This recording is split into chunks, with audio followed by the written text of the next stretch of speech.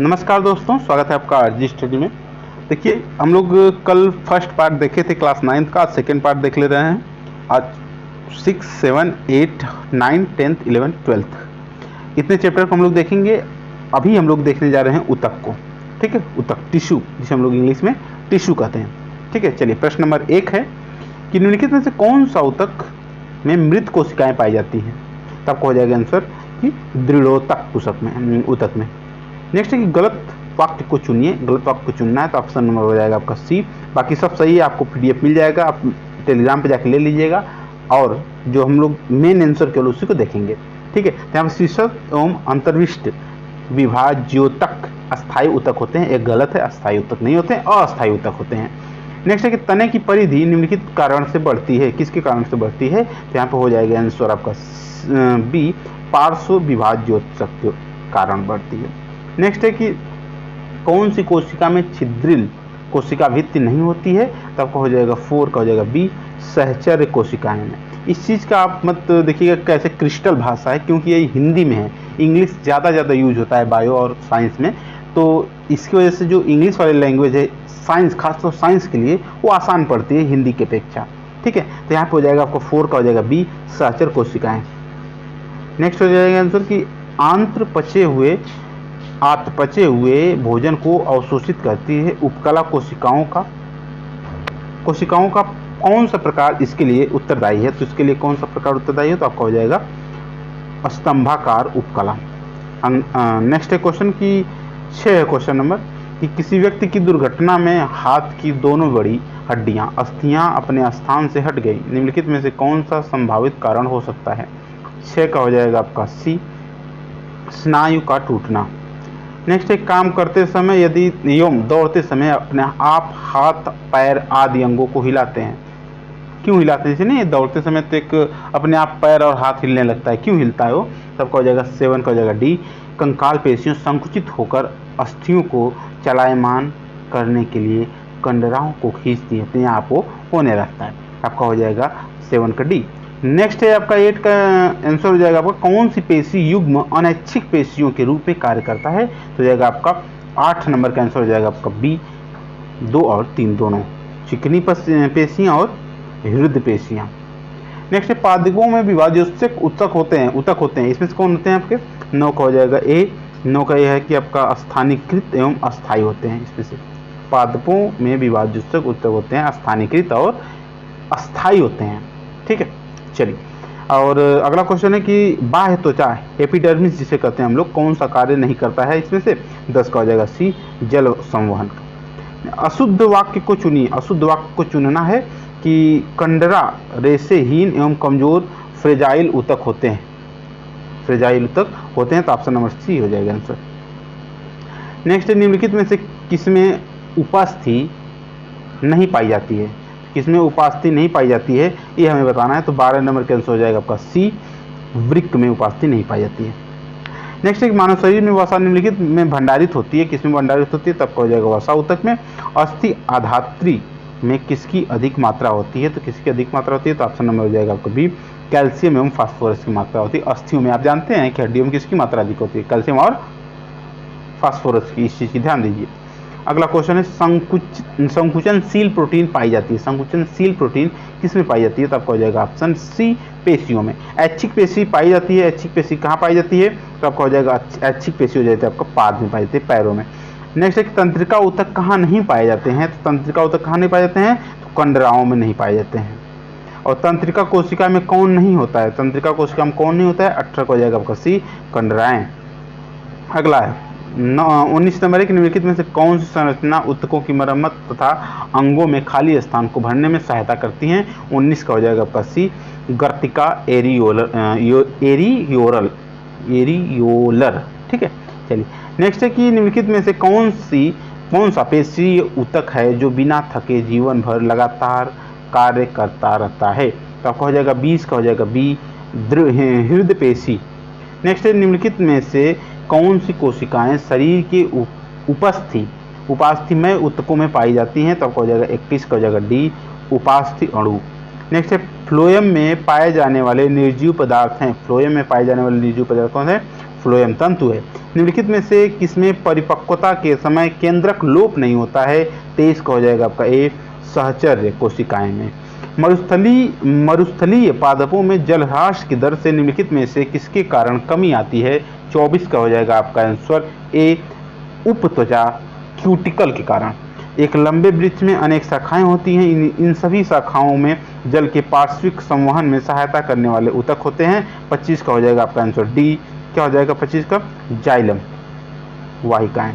अगला क्वेश्चन है, खेत में उगे गन्ने के पौधे के अग्रभाग को यदि काट कर हटा दिया जाए तो भी यह पौधा लंबाई में बढ़ता रहता है। ऐसा निम्नलिखित में से किस कारण से होता है? यह हमें बताना है। तो आपका होता है किस कारण से? 26 नंबर का आंसर हो जाएगा आपका डी, अंतर्वेशी विभाज्योतक। एक कील को वृक्ष के तने में भूमि सतह से 1 मीटर की ऊंचाई पर ठोक दिया जाए और 3 वर्ष बाद पश्चात यह कील कहाँ पे रहेगी? इस चीज़ का ध्यान देना है। देखिए क्वेश्चन आपका 27 नंबर क्या कर रहा है, तो उसी स्थान पर बनी रहेगी, कील उसी स्थान पर बनी रहेगी, इस जान लिया। और लेकिन और पेड़ तो बड़ा होगा ही। अगला क्वेश्चन है कि मृदुतक कोशिकाएं होती हैं, मृदुतक कोशिकाएं होती हैं क्या? आपका हो जाएगा अपेक्षाकृत अपशिष्टीकृत एवं पतली भित्ति वाली होती हैं। तो हो जाएगा आपका अगला आंसर है। और नेक्स्ट है कि पादपों में लचीलापन निम्नलिखित में से किसके कारण होता है? तो आपको हो जाएगा 29 का ए, स्थूल कोणोक्तक के कारण होता है। नेक्स्ट है कि कार्क कोशिकाओं में निम्नलिखित में से किसकी उपस्थिति होने से उनकी जल तथा गैसों के लिए पारगम्यता समाप्त हो जाती है? तो 30 का हो जाएगा आपका सी, सुवेरिन का। स्थलीय पर्यावरण में पादपों की उत्तरजीविता उनमें से निम्नलिखित में से किसके कारण उपस्थिति के कारण संभव होती है? तो आपको हो जाएगा 31 का आंसर हो जाएगा आपका बी, संवहन ऊतक के कारण। नेक्स्ट है गलत वाक्य को चुनना है। तो गलत वाक्य को आपको हो जाएगा कौन सा? इसमें 32 नंबर के आंसर में सी है, उपकला ऊतकों के मध्य अंतरकोशिकीय स्थान होते हैं। गलत है, नहीं होते हैं। आपका हो जाएगा अगला क्वेश्चन है, जीनोस्पर्म अनावृत बीजी पौधों में जल संवहन ऊतक सामान्यतया निम्नलिखित में से किसमें पाए जाते हैं? अभी को ये बताना, तब हो जाएगा वाहिकाओं में पाए जाते हैं। ठीक, चलिए अगला क्वेश्चन है, अगला चैप्टर क्वेश्चन है इसमें कि जीवों में विविधता। गलत वाक्य चुनना है पहले ही आपका, और गलत वाक्य में पहला देखिए क्या है क्वेश्चन की, पहले ही सही आपका गलत है। एक कोशिकीय यूकैरियोटिक जीवों को प्रोटिस्टा जगत के अंतर्गत रखा जाता है। गलत है, प्रोटिस्टा जगत के अंतर्गत नहीं रखा जाता है। बाकी सभी सही है। इसको PDF भेज देंगे हम टेलीग्राम पे, आप जाके ले लीजिएगा, डिस्क्रिप्शन में लिंक है, उसी में से लेके आपको लेना है। चलिए अगला क्वेश्चन है कि निम्नलिखित में से किसमें जल संवहन के लिए विशिष्ट ऊतक पाए जाते हैं? तो आपको हो जाएगा दूसरा नंबर का आंसर सी हो जाएगा, टेरिडोफाइटा। निम्नलिखित में से कौन सा बीज उत्पन्न करता है? तो हो जाएगा कौन सा बीज उत्पन्न करता है? तो हो जाएगा जीनोस्पर्म। कौन सी यथार्थ मछली है? तब हो जाएगा डॉगफिश। सेम टू सेम यही सब क्वेश्चन आ रहे हैं, इस चीज़ का ध्यान दीजिएगा। अगला है कि निम्नलिखित में से प्राणी समुद्र में पाए जाते हैं। इसमें से कौन से प्राणी समुद्र में पाए जाते हैं? हो जाएगा एकाइनोडर्मेटा। नेक्स्ट है कि निम्नलिखित में से किसमें खुला परिसंचरण तंत्र पाया जाता है? तो इसमें किसमें खुला परिसंचरण तंत्र पाया जाता है? आपका हो जाएगा आर्थ्रोपोडा में और मोलास्का में। नेक्स्ट है निम्नलिखित में से कौन सा समूह जिसमें प्राणियों का प्रगुहा रुधिर से भरी होती है? तब हो जाएगा 7 नंबर का आंसर हो जाएगा ए, आर्थ्रोपोडा में। स्लीपद अर्थात फील पांव रोग निम्नलिखित में से किसके द्वारा होता है? तब हो जाएगा यहाँ पे बुखेरेरिया के द्वारा। कशेरुकियों का निम्नलिखित में से कौन सा सबसे महत्वपूर्ण अथवा सामान्य लक्षण है? तब हो जाएगा 9 का हो जाएगा आपका ए, पृष्ठ रज्जु का पाया जाना। नेक्स्ट है कि निम्नलिखित में से किसमें सल्क होते हैं? किसमें सल्क होते हैं? तब हो जाएगा आंसर यहाँ पे पीसीज में होते हैं और सरीसृप में होते हैं, सल्क होते हैं। नेक्स्ट है गलत युग्म को चुनना है। इसमें से कौन गलत है पहले मैं बता दे रहा हूँ आपको। स्तनधारी वर्ग के प्राणी सदैव जरायुज होते हैं, गलत है, और बच्चे जन्म देते हैं, ये गलत है। स्तनधारी आपका गलत वाक्य को चुनना है यहाँ पे। ठीक, 11 का आपका डी हो जाएगा। चलिए प्राणी सदैव जरायुज नहीं होते हैं स्तनधारी, और बाकी ये बच्चे वाला सिस्टम वहाँ नहीं है, ये गलत हो जाएगा। टेरिडोफाइटा में कौन सा अंग नहीं है? टेरिडोफाइटा में कौन सा अंग नहीं है ये हमें देखना है। तो आपको हो जाएगा यहाँ पे 12 नंबर का आंसर हो जाएगा सी, पुष्प। नेक्स्ट है कि पोरिफेरा संघ के सदस्य को पहचानिए। पोरिफेरा संघ के सदस्य को पहचानना है। ऑप्शन नंबर 13 क्या हो जाएगा आपका? स्पांजिला हो जाएगा। कौन सा एक जलीय जीव प्राणी या नहीं, जीव या प्राणी नहीं है? तो जाएगा आपका 14 नंबर का आंसर हो जाएगा डी, फाइलेरिया। एम्फ्रीवियनो में नहीं होता है, क्या नहीं होता है आपका? 15 का हो जाएगा सी, सल्क नहीं होता है। बिना केंद्रक तथा कोशिकांगकों वाले जीव कौन से वर्ग में आते हैं? तो आपको हो जाएगा 16 नंबर का आंसर हो जाएगा आपका बी, प्रोटिस्टा नहीं आता है और एक आपका कवक नहीं आता है, बाकी ये दोनों आते हैं। तीसरा और चौथा साइनोबैक्टीरिया आता है और आर्कियोबैक्टीरिया आता है, दोनों आता है, बाकी ये दोनों नहीं आते हैं। चलिए नेक्स्ट है कि निम्नलिखित में से कौन सा सजीवों के वर्गीकरण के लिए लक्षण मानदंड नहीं है? इसमें से कौन सा सजीवों के लिए मापदंड नहीं है? आपका हो जाएगा पादपों की ऊंचाई, ये आपका मापदंड नहीं है, बाकी सभी है। चलिए प्रोटोकार्डेटा का जो विशिष्ट लक्षण नहीं है, उसमें से कौन सा लक्षण जो है प्रोटोकार्डेटा का नहीं है? तो आपको हो जाएगा संधिपाद। चलिए नेक्स्ट अगला क्वेश्चन है कि एकाइनोडर्मेटा का चलन अंग है। एकाइनोडर्मेटा का चलन अंग क्या नहीं है? आपका हो जाएगा क्या है? तो आपको हो जाएगा नालपाद है। कोरल प्रवाल क्या होते हैं? आप सभी लोग जानते हैं कोरल क्या है, तो हो जाएगा निवह कॉलोनी में रहने वाले नाइडेरिया संघ के प्राणी कोरल, जिसे हम लोग वो एक सेकेंड, प्रवाल देखिए यहाँ पे 20 का हो जाएगा समुद्री तल पर पाए जाने वाले पोरीफेरा के संघ प्राणी होते हैं, ऑप्शन नंबर सी हो जाएगा। ठीक है, चलिए तो आपका 20 का हो जाएगा क्या? सी, इसमें कोई दिक्कत नहीं है। और 21 का आगे चलते हैं कि जीवों की वैज्ञानिक नाम पद्धति की व्यवस्था किसमें पाई जाती है? तो आपको हो जाएगा किसने प्रस्तुत की थी? तो आंसर हो जाएगा आपका कैरोलस लिनियस ने की थी। ठीक है, 2 प्रकोष्ठ वाला हृदय किसमें पाया जाता है? 2 प्रकोष्ठ वाला हृदय पाया जाता है आपको मछली में। ठीक है, चलिए संपूर्ण रूप से उपस्थित उपास्तिका बना कंकाल किसमें होता है? संपूर्ण रूप से उपास्तिका बना कंकाल आपका हो जाएगा शार्क में। नेक्स्ट निम्नलिखित में से कौन सा एक एनालिडा प्राणी नहीं है? इसमें से कौन सा एक एनालिडा प्राणी नहीं है? तो आपको हो जाएगा आर्चिन, बाकी सब हैं, जोक हैं, केचुआ है, नेसिन है। ठीक है, सिस्टेरा नेचुरी नामक पुस्तक निम्नलिखित में से किसके द्वारा लिखी गई है? तो आपको हो जाएगा 25 का हो जाएगा आपका ए लिनियस द्वारा। नेक्स्ट है कि कार्ल वान लीने का योगदान विज्ञान की किस शाखा से था? 26 का हो जाएगा आपका बी, वर्गीकरण से। नेक्स्ट है निम्नलिखित में से वास्तविक अंग किस वर्ग में नहीं होते हैं? वास्तविक अंग किस वर्ग में नहीं होते हैं? 27 का हो जाएगा आपका बी, सिलेंट्रेटा में। कठोर कैल्शियम कार्बोनेट से बनी संरचना का कंकाल के रूप में निम्नलिखित में से किसके द्वारा इस्तेमाल किया जाता है? तो आपका हो जाएगा 28 का हो जाएगा आपका आंसर ए, एकाइनोडर्मेटा द्वारा। निम्नलिखित में से किसकी खंडीय व्यवस्था में विभेजन होता है? हो जाएगा 29 का हो जाएगा ये, जोंक में। नेक्स्ट है कि वर्गीकीय पदानुक्रम कुल फैमिली कौन से 2 के मध्य आती है? तो 30 का हो जाएगा आपका बी, गण एवं वंश। नेक्स्ट है कि 5 जगत वर्गीकरण की पद्धति निम्नलिखित में से किसके द्वारा प्रस्तुत की गई है? 31 का हो जाएगा आपका बी, आर विटेकर। सुपरिभाषित केंद्रक किसमें नहीं पाया जाता है? तो आपको हो जाएगा 32 का ए, नीलहरित शैवाल में। अगला क्वेश्चन है कि जातियों का उद्भव नामक पुस्तक आपका द ओरिजिन ऑफ स्पीसीज, ये तो काफ़ी फेमस पुस्तक भी है, आपको हो जाएगा डार्विन। नेक्स्ट है कि मीना और हरी ने अपने बगीचे में एक जीव देखा, हरी ने उसे कीट बताया जबकि मीना ने उसे यह केचुआ कहा। निम्नलिखित में से उस लक्षण को चुनिए जो कीट होने की पुष्टि करता है। ये बताना है कि जो कीट होने की पुष्टि करे, तो आंसर आपका हो जाएगा बी, संधिपाद वाला शरीर। ठीक, चलिए अगला है आपका, देखिए कि अगले चैप्टर पे चलते हैं फिर। क्या है चैप्टर अगला?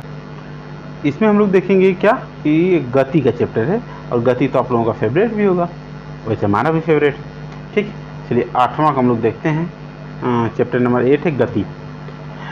कोई कण जब आर वृत्ताकार पथ पर गमन कर रहा है तो अर्धवृत्त पूरा करने के पश्चात इसका विस्थापन कितना हो जाएगा? अर्धवृत्त पूरा करने के बाद इसका विस्थापन 2r हो जाएगा, ऑप्शन नंबर सी। ओके, चलिए अर्धवृत्त की बात कर रहा है।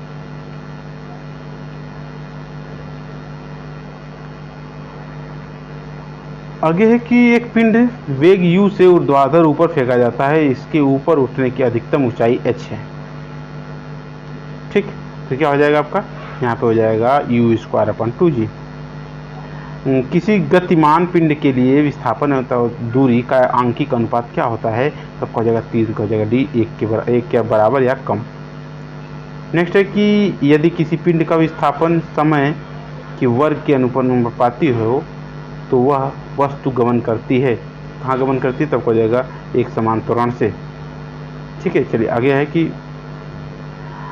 U और T चित्र जिसमें दिया है, यह निष्कर्ष निकाल सकते हैं कि पिंड क्या कर रहा है। पिंड बताइए यहाँ पे पिंड क्या कर रहा है? तो एक समान गति कर रहा है, एकदम धड़ाधड़ जा रहा है यहाँ पे ऐसे। वाओ, ठीक है। चलिए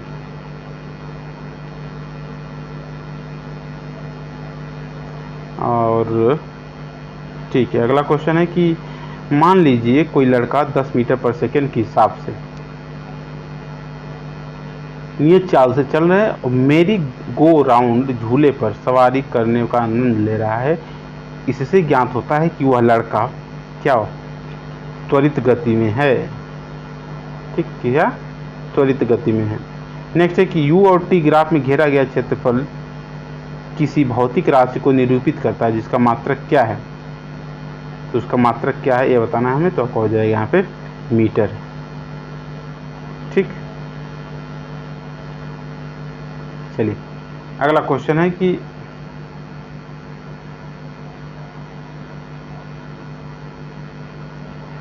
चार कार ABCD किसी समतल सड़क पर गति कर रही हैं। इसके दूसरी तरफ ग्राफ चित्र 8.2 में दर्शाए गए सही कथन चुनिए। तो आपको सही कथन चुनना है तो 8 का हो जाएगा B, कार सबसे धीमी गति है। कार B की गति सबसे धीमी है। ठीक, जो गति ज़्यादा दूरी वो ज़्यादा तेज, उससे कम D, उससे कम A, उससे सबसे कम B है। ठीक है, ऑप्शन नंबर B सही हो जाएगा। ग्राफ में बताना है कि एक समान गति का सही निरूपण कौन करते हैं। तभी कुछ देर पहले हम लोग देखें कि एक समान गति का निरूपण कौन कर रहा है, यहाँ पे देखिए। ठीक, चलिए अगला क्वेश्चन। अगर सीधा रहे तो समझ जाइए एक समान गति। वेग समय ग्राफ की प्रवणता से प्राप्त होता है। क्या प्राप्त होता है उससे? तब हो जाएगा आंसर C, त्वरण। चलिए अगला है कि 11 नंबर क्वेश्चन है कि निम्नलिखित में से दिए गए प्रकरणों में किसमें चली गई दूरी तथा विस्थापन के परिणाम समान होते हैं। तब हो जाएगी 11 के यदि कार सीधी सड़क पर गमन कर रही है तो। ठीक है, चलिए अगला चैप्टर देखते हैं। हम लोग देखेंगे इसमें कौन सा बल तथा गति के नियम। काफ़ी इंपॉर्टेंट है और खूब महत्वपूर्ण क्वेश्चन है और मज़ा भी आता है इसे पढ़ने में। चलिए अगला हम लोग पहला शुरू करते हैं। क्वेश्चन क्या है कि सरल रेखीय पथ के अनुदिश त्वरित गति में गतिमान किसी पिंड के लिए नीचे दिए गए कथनों में कौन सा सही नहीं है। तो ऑप्शन हो जाएगा आपका C, सदैव। यह सदैव पृथ्वी से दूर हो जाता है, गलत है। ठीक है, अगला क्वेश्चन है कि यदि गति के तीसरे नियम के अनुसार क्रिया एवं प्रतिक्रिया क्या कहना चाहता है, आपका हो जाएगा सदैव दो भिन्न वस्तुओं में विपरीत दिशाओं में लगता है। सही बात है, क्रिया यदि हम मार रहे हैं किसी को तो वो भी तो मारेगा, आपस में विपरीत ही है। तो ऑप्शन नंबर B हो जाएगा, बिल्कुल सही है। तीसरा है कि फुटबॉल के खेल में कोई गोल रक्षक गोल पर तीव्र गति से आती बॉल को पकड़ने के पश्चात अपने हाथों को पीछे की ओर खींचता है। ऐसा करके गोल रक्षक क्या कहना चाहता है गोल रक्षक के बारे में? तो जाएगा बॉल द्वारा हाथों पर लगे गए बल को कम करने का प्रयास करता है। जैसे जब कैच रोकते हैं तो हल्का सा पीछे हाथ को खींचते हैं, यही बात कहना चाहता है। 4 नंबर क्वेश्चन है किसी पिंड का जड़त्व होगा। किसी पिंड का जड़त्व कितना हो जाएगा? आपका हो जाएगा C, उसकी गति अवस्था में परिवर्तन को प्रतिरोधित करता है। ठीक है, चलिए अगला क्वेश्चन है कि कोई यात्री किसी गतिमान रेलगाड़ी में एक सिक्का उछालता है तो जो उसके पीछे गिरता है, इसका यह अर्थ है कि रेलगाड़ी की गति क्या है? रेलगाड़ी गति आपको हो जाएगा त्वरित है। ठीक है, चलिए अगला क्वेश्चन है कि 2 किलोग्राम का कोई पिंड घर्षणहीन 3600 मीटर पर 4 मीटर पर सेकंड के हिसाब से नियत वेग फिसल रहा है तो इस वस्तु की वेग में गति बनाए रखने के लिए आवश्यक है। क्या आवश्यक है? आप जानते हैं कि 4 बराबर क्या होता है? F बराबर m×a। ठीक है, इतना है ना। नियत वेग से फिसल रहा है तो क्या करना है? व्यक्ति को इसी वेग से गतिमान बनाने के लिए रखने के लिए आवश्यक है। इसमें कौन सा आपका हो जाएगा? ऑप्शन नंबर हो जाएगा B, 0। यहाँ पे गलत नहीं लगेगा, 0 हो जाएगा। ठीक है, चलिए नेक्स्ट है कि रॉकेट किस नियम पर कार्य करता है, तो रॉकेट किस नियम पर कार्य करता है, तो आपको हो जाएगा सी, संवेग संरक्षण के नियम पे। लास्ट क्वेश्चन इसका है कि 2/3 ऊंचाई तक जल से भरा कोई टैंकर एक समान चाल से गतिमान है, अचानक ब्रेक लगने पर ब्रेक टैंक में जल जो है भरा जल क्या हो जाएगा, उसके साथ आगे की ओर गति करेगा। ठीक, अगला चैप्टर क्वेश्चन है आपका कि गुरुत्वाकर्षण से कि चंद्रमा के पृष्ठ के निकट मुक्त रूप से गिरते विभिन्न द्रव्यमानों के दो पिंडों, क्या उसके बारे में क्या कहना चाहता है, दो पिंडों जो है कि वेग किसी भी क्षण समान होंगे। चलिए नेक्स्ट है कि गुरुत्वीय त्वरण का मान, गुरुत्वीय त्वरण का मान कितना हो जाएगा आपका सी।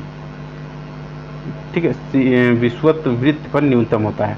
दो पिंडों के बीच गुरुत्वाकर्षण बल F यदि दोनों पिंडों के द्रव्यमान उनके बीच की दूरी को समान रखते हुए आधे कर दिए जाएं तो गुरुत्वाकर्षण बल हो जाएगा, क्या हो जाएगा आपका, हो जाएगा आपका तीसरा का आंसर हो जाएगा आपका ए, F/4 हो जाएगा। चलिए नेक्स्ट है कि कोई लड़का डोरी से बंधे पत्थर को किसी क्षैतिज वृत्ताकार पथ से घुमा रहा है, यदि डोरी टूट जाए तो वह पत्थर क्या हो जाता है, वह पत्थर आपको हो जाएगा वृत्ताकार पथ पर किसी सरल रेखीय स्पर्शी की अनुदिश गति करेगा। नेक्स्ट है यहाँ पे आंसर कि किसी पिंड को बारी से बारी विभिन्न घनत्वों के 3 द्रव्यों में रखा जाता है, तो D1, D2 तथा D3 घनत्वों के द्रवों में क्रमशः 1/9, 2/11 और 3/7 भाग को द्रव से बाहर रखते हुए तैरता है। घनत्वों के विषय में कौन सा कथन सही है, तो आपका हो जाएगा आंसर यहाँ पे डी, D1, D2 और D3 या आपका बढ़ते क्रम में। अगला है संबंध F बराबर GM M/d² में राशि G, क्या है आपका यहाँ पे हो जाएगा आपका डी, प्रकृति का सार्वत्रिक नियतांक। नेक्स्ट है गुरुत्वाकर्षण के नियम में गुरुत्वाकर्षण बल, इसके नियम में गुरुत्वाकर्षण बल जो है आपका C द्रव्यमान रखने वाले किन्हीं भी दो पिंडों के बीच होता है, ऑप्शन नंबर सी सही हो जाएगा। गुरुत्वाकर्षण के नियम में G का मान क्या हो जाएगा, यहाँ पे हो जाएगा पृथ्वी के द्रव्यमान का त्रिज्या पर निर्भर नहीं करता है, बाकी सब पर निर्भर करता है। बाकी नेक्स्ट है कि दो कण कुछ दूरी पर रखे हैं, यदि दोनों कणों के द्रव्यमान दोगुने कर दिए जाएं तो इनके बीच की दूरी अपरिवर्तित रखें तो इनके बीच का गुरुत्वाकर्षण बल कितना हो जाएगा, तो ऑप्शन नंबर ए हो जाएगा 4 गुना हो जाएगा। नेक्स्ट है कि वायुमंडल पृथ्वी से जकड़ा हुआ है, ठीक है, किसके कारण, गुरुत्व बल के कारण। एकांकी दूरी दो एकांक द्रव्यमानों के बीच आकर्षण बल कहलाता है, क्या कहलाता है, आपका हो जाएगा डी, सार्वत्रिक गुरुत्वीय नियतांक। नेक्स्ट है आयत त्रिज्या की पृथ्वी के केंद्र पर किसी पिंड का भार कितना हो जाता है, आपका यहाँ पर हो जाता है 0 हो जाता है। नेक्स्ट है किसी पिंड की वायुसेना में भार 10 न्यूटन है, जल में पूरा डुबाने पर इसका भार केवल 8 न्यूटन है, पिंड द्वारा विस्थापित जल का भार होगा कितना हो जाएगा आपका 2 न्यूटन हो जाएगा, 2 न्यूटन। चलिए अगला नेक्स्ट है कि कोई लड़की 60 सेंटीमीटर लंबे 40 सेंटीमीटर चौड़े तथा 20 सेंटीमीटर ऊंचे किसी बॉक्स पर 3 ढंग से खड़ी होती है, बॉक्स द्वारा लगाया गया दाब क्या हो जाता है, बॉक्स द्वारा लगाया दाब तब अधिकतम होगा जब आधार चौड़ाई और ऊंचाई से बना होता है, ठीक है। चलिए नेक्स्ट है कोई सेव किसी वृक्ष से पृथ्वी व सेव के बीच गुरुत्वाकर्षण बलों के कारण गिरता है, यदि पृथ्वी द्वारा सेव पर आरोपित बल का परिणाम F1 है तथा सेव द्वारा पृथ्वी पर आरोपित बल का परिणाम F2 है, तो अब क्या हो जाएगा, F1 और F2 बराबर होता है, ठीक। नेक्स्ट चैप्टर कार्य और ऊर्जा है, इसमें देखिए ये भी इम्पोर्टेंट चैप्टर है आपका कि जब कोई पिंड मुक्त रूप से पृथ्वी की ओर गिरता है तो इसकी कुल ऊर्जा कितनी क्या होती है, अचर रहती है, मतलब कांस्टेंट रहती है, कोई दिक्कत उसमें नहीं होती है, न परेशानी होती है, बराबर रहती है, न बढ़ती है न घटती। कोई कार किसी समतल सड़क पर त्वरित होकर अपने आरंभिक वेग का 4 गुना वेग प्राप्त कर लेती है, तो इस प्रक्रिया में कार की स्थितिज ऊर्जा क्या होती है, तो आपका हो जाएगा ए, परिवर्तित नहीं होती है। नेक्स्ट है कि ऋणात्मक कार्य के प्रकरण में बल एवं विस्थापन के बीच कोण होता है, कितना होता है, आपका हो जाएगा 0 डिग्री। 10 किलोग्राम द्रव्यमान के लोहे तथा 3.5 किलोग्राम द्रव्यमान के एल्यूमिनियम के गोलों के व्यास समान होते हैं। दोनों गोले किसी मीनार में एक साथ गिराए जाते हैं। जब वे भूतल से 10 मीटर ऊपर होते हैं तो इनके समान होते हैं, ठीक। किनके समान होते हैं, तो आपका हो जाएगा 4 का हो जाएगा ए, त्वरण एक समान होते हैं। नेक्स्ट है कि कोई लड़की अपनी पीठ पर 3 किलोग्राम द्रव्यमान का बस्ता उठाए किसी समतल सड़क पर 300 मीटर की दूरी तय करती है तो उसके द्वारा गुरुत्वाकर्षण बल के विरुद्ध किया जाने वाला कार्य होगा। कितना हो जाएगा? तो हो जाएगा आपका 5 का हो जाएगा, डी 0 हो जाएगा। ठीक, निम्नलिखित में से कौन सा ऊर्जा का मात्रक नहीं है, इसमें से बताना है। तब हो जाएगा सी, किलोवाट नहीं है, बाकी सब है जूल, न्यूटन मीटर, किलोवाट घंटा, सभी है ऊर्जा का मात्रक, एक नहीं केवल किलोवाट। ठीक है, चलिए अगला क्वेश्चन है 7 नंबर की, किसी पिंड पर किया गया कार्य निम्नलिखित में से किस पर निर्भर नहीं करता है। तो आपका हो जाएगा 7 का हो जाएगा, डी, पिंड का आरंभिक वेग पर निर्भर नहीं करता है। बांध के संग्रहित जल में कौन सी ऊर्जा होती है तो बताना है। तो हो जाएगा स्थितिज ऊर्जा होती है। एक पिंड h ऊंचाई से गिर रहा है, h/2 ऊंचाई गिरने के पश्चात इसमें होगी, क्या हो जाएगी? इसमें हो जाएगी आपका सी, आधी स्थितिज ऊर्जा और आधी गतिज ऊर्जा बच जाएगी। ठीक है, चलिए अगला चैप्टर क्वेश्चन है कि ध्वनि से है कि स्वर एक ऐसी ध्वनि है, इसमें बताना है कि आपका हो जाएगा जिसमें एकल आवृत्ति होती है। नेक्स्ट है यांत्रिक पियानो कि किसी कुंजी को पहले धीरे से और फिर जोर से दबाया गया दूसरी बार उत्पन्न ध्वनि 2, क्या हो जाएगा आपका? हो जाएगा पहली ध्वनि से प्रबल होगी परंतु इसका तारतम्य तो भिन्न नहीं होगा। नेक्स्ट है सोनार में हम उपयोग करते हैं, सोनार में हम लोग क्या उपयोग करते हैं? पराश्रव्य तरंगे। ठीक है, चलिए ध्वनि वायु में गमन करती है यदि, ध्वनि वायु में गमन करती है यदि क्या हो जाता है आपका? विक्षोभ गमन करे। किसी क्षीण ध्वनि को प्रबल ध्वनि में परिवर्तित करने के लिए किसमें वृद्धि करनी होगी? किसमें वृद्धि करनी होगी? तो 5 का हो जाएगा, बी, आयाम में। नेक्स्ट है कि दर्शाए गए वक्र में इसमें आधी तरंग दैर्घ्य है, क्या है आधी तरंग दैर्घ्य? आपका हो जाएगा यहाँ पे 6 का हो जाएगा, बी, बी डी जो है आधी तरंग दैर्घ्य। चलिए नेक्स्ट है कि भूकंप मुख्य प्रघाती तरंगों से पहले किस प्रकार की ध्वनि उत्पन्न करते हैं? तो जाएगा 7 नंबर का हो जाएगा, बी, अपश्रव्य तरंगे। निम्नलिखित में से अपश्रव्य ध्वनि सुन सकता है, कौन सुन सकता है? आपका हो जाएगा सी, राइनोसोरस गैंडा जिसे कहते हैं। किसी संगीत समारोह में वृंद वाद्य बजाने में पूर्व कोई सितार वादक तनाव को समायोजित करते हुए डोरी को उचित प्रकार से झंकृत करने का प्रयास करता है, ऐसा करने पर क्या समायोजित करता है? तो 9 का हो जाएगा, सी, सितार की डोरी की आवृत्ति को अन्य वाद्य यंत्रों की आवृत्ति के साथ जोड़ने शुरू कर देता है। ठीक है, यह रहा आपका 9th का, कल आपका 10th का भी फर्स्ट पार्ट और सेकंड पार्ट दोनों कर देंगे कल ही। ठीक है, चलिए वीडियो देखने के लिए धन्यवाद, सब्सक्राइब जरूर कर लीजिएगा तभी आपको अगला मिलेगा। Thank you.